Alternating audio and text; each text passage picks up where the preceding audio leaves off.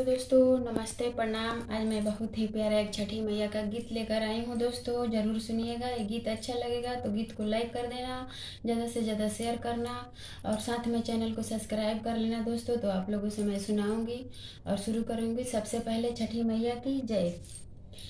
के कर लाली लाली अखिया, के कर लामी लामी केस, के कर लामी लामी केस, के कर पिया परदेसिया,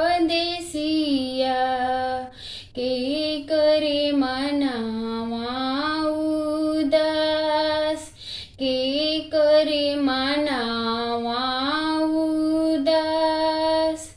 सूरज बाबा के लाली लाली आँखिया, छठी मई के लामी लामी केस, छठी मई के लामी लामी केस। तिवाई के पिया परदेसिया,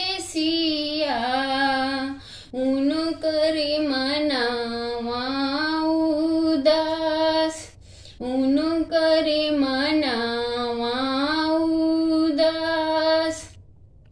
घोड़ावा चढ़ल अइले स्वामी जी, काहे धनी मनावा उदास, काहे धनी मनावा उदास।